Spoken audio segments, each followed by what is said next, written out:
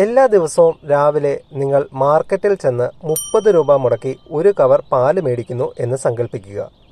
ഒരു ദിവസം പാല് മേടിക്കാൻ ചെന്നപ്പോൾ കടക്കാരൻ പറയുന്നു, ഇന്നു മുതൽ ഞങ്ങൾ പ്രീമിയം പാലാണ് തരുന്നത്, അതിനാൽ 50 രൂപ നൽകണം. പ്രീമിയം പാലിൻ്റെ പ്രത്യേകത എന്താണെന്ന് ചോദിച്ചപ്പോൾ അദ്ദേഹം പറയുക, പാലിൻ്റെ കവർ കണ്ടില്ലേ, പുതിയ ഡിസൈനാണ്. എന്തായിരിക്കും നിങ്ങൾക്ക് തോന്നുക? വേറെ എവിടെയെങ്കിലും പോയി മേടിക്കാം എന്ന് വെച്ചാൽ വേറെ ഒരു കടയിലും പാൽ വിതരണം ചെയ്യാൻ സർക്കാർ സമ്മതിക്കുന്നുമില്ല. ഏതാണ്ട് ഇതുപോലെ തന്നെയാണ് കൊച്ചി മെട്രോ ജനുവരി 2025 ഇറക്കിയ ആലുവ മുതൽ എയർപോർട്ട് വരെയുള്ള മെട്രോ കണക്ട് ബസ്സുകൾ.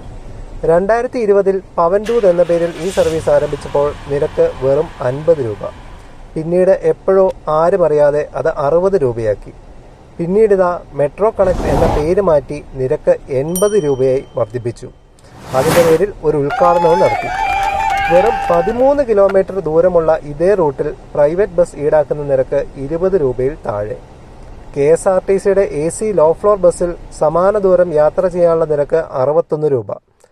പ്രൈവറ്റ് ബസ്സുകാർ നിരക്ക് വർദ്ധിപ്പിക്കാൻ ആവശ്യപ്പെട്ടാൽ സർക്കാർ കൈമലത്തി കാണിക്കും. അതിനുശേഷം ആരും അറിയാതെ നൈസായിട്ട് പേര് മാറ്റി മെട്രോ കണക്ട് ബസ്സുകളുടെ നിരക്ക് കൂട്ടും.